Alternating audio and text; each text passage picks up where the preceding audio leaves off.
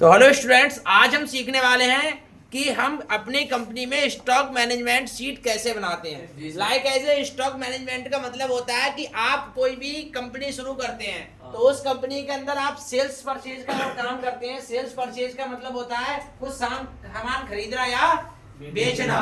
तो खरीदने बेचने के साथ साथ आपको ये भी देखना है कि हमारे स्टॉक के अंदर क्या बचा हुआ है या क्या नहीं बचा हुआ है। अगर ऐसा आपको देखना है तो आपके लिए एक सेल्स परचेज की सीट बनानी होगी जो डेली बेसिस आप अपडेट करते रहेंगे। लाइक ऐसे अगर आप कोई बुक बेच रहे हो, आपने बुक ले आए 50 बुक क्वांटिटी में ले आए, उसकी 25 सेल हो गई। आप जानते हो कि यहाँ पर बहुत ज्यादा सेल है, अगले दिन अगर 25 बिक गए तो हमारे पास स्टॉक रहेगा ही नहीं, अगले दिन क्या बेचेंगे। तो ऐसे में आप एक्सेल की एक इन्वेंट्री मैनेजमेंट बना सकते हैं जिसमें आप अपने स्टॉक को मैनेज कर सकते हैं। स्टॉक को मैनेज कैसे करते हैं, सीट पे कैसे डेटा चढ़ाते हैं, ऑटो कैसे फिट होता है, ये सीखेंगे आज हम अपनी एक्सेल के अंदर। तो आप लोग सीखने के लिए तैयार हैं? तो हम सबसे पहले एक सीट बनाएंगे, उस सीट में अपना डाल देंगे आइटम की आईडी। लाइक एज आइटम की आईडी जो होती है आइटम का कोड होता है, तो आइटम की आईडी डाल देंगे, आइटम का नेम डाल देंगे, कोई भी नेम हो सकता है आपके आइटम का, तो आप आइटम का नेम डाल सकते हैं। And then opening stock. Opening stock का मतलब होता है कोई भी दुकान शुरू होती है तो उसमें बहुत सारा सामान पहले से लाके रखा जाता है। कोई भी एक शॉप जब ओपन करते हैं तो बहुत सारा सामान जो होता है हम लाके रखते हैं। तो कोई किसी भी प्रकार की शॉप का होता है वो होता है ओपनिंग स्टॉक। 10 लाख का, 20 लाख का, 50 लाख का जो ओपनिंग स्टॉक लगाया है वो होता है ओपनिंग स्टॉक। ओपनिंग स्टॉक के बाद हम परचेज करना शुरू करते हैं। जो चीज हमें कम दिखती है वो परचेज करते रहते हैं, बिक जाती है उन्हें दोबारा से रीपरचेज कर देते हैं। तो परचेज। टोटल स्टॉक का मतलब होता है कि ओपनिंग स्टॉक प्लस परचेज। तो ओपनिंग स्टॉक और परचेज को इकट्ठा करके जो टोटल स्टॉक होगा, मान लीजिए हमने 100 प्रोडक्ट के साथ एक कंपनी खोली, फिर 50 और परचेज कर लिए, टोटल हमारे पास कितने हो गए? 150। ऐसे आ जाता है सेल्स। अब उन 150 में से हमने मान लीजिए 90 बेच दिए। अब जो हमारे 150 थे उनमें से 90 बिक गए। अब क्लोजिंग स्टॉक का मतलब होता है शाम तक जब सब कुछ बेचने खरीदने के बाद जो बचा वो हमारा होता है क्लोजिंग स्टॉक। और वो ये देखना है क्लोजिंग के बाद हमारे लिए हमारे प्रोडक्ट ऑर्डर करने की जरूरत है या नहीं है। अगर जरूरत है तो शाम को ऑर्डर पिकअप कर देंगे, अगले दिन हमारे पास ऑर्डर आ जाएगा। तो ऐसे में हमारी कंपनी बहुत अच्छे से वर्क कर सकती है। तो सिखाए ये सब कुछ? सब तैयार हैं? आप लोग किस इंस्टीट्यूट पर हैं? Alpha computer institute.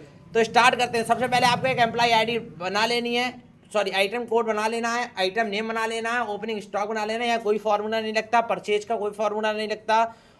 और टोटल स्टॉक में आपको एक फार्मूला दिखाई दे रहा होगा जिसका नाम है equal C4 plus D4। Equal C4 plus D4 का मतलब क्या होता है कि आपने ओपनिंग स्टॉक क्या था और परचेज क्या था, दोनों को आप जोड़ दोगे, यानी C4 प्लस D4। इन दोनों को क्या करोगे? आप जोड़ दोगे। जोड़ने के बाद आप नेक्स्ट सेल में जब आओगे तो आप देखोगे यहाँ पर कि सेल्स का मतलब है यहाँ पर कोई फॉर्मूला नहीं है, कितना बेचा, आप जितना बेचोगे उतना ही एंटर करोगे। क्या यहाँ पर कोई फॉर्मूले की आवश्यकता है? नहीं।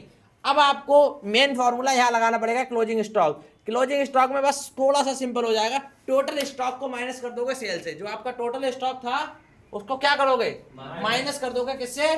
सेल से। तो टोटल स्टॉक को आप माइनस कर दोगे किससे? सेल से। जब भी टोटल स्टॉक होता है उसको आपको सेल से माइनस कर देना है। तो टोटल स्टॉक को आपने सेल से माइनस कर दिया तो आपके पास जो स्टेटस है वो निकल के आ जाएगा। कैसे निकलता है स्टेटस वो मैं अभी आपको दिखा देता हूँ। तो यहाँ पर टोटल स्टॉक यहाँ पर निकाल दिया और उसको माइनस कर दिया सेल से।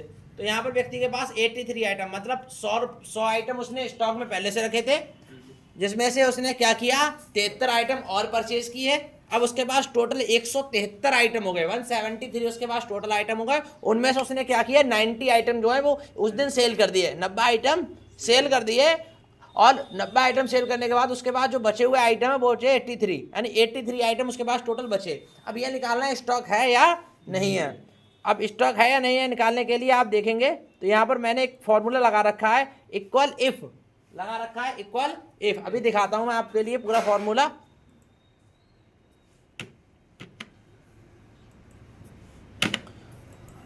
तो हमें स्टेटस में ये लिखाना है लो स्टॉक या ओके। यही निकालने के लिए हम इक्वल इफ का फॉर्मूला यूज करेंगे। देखिए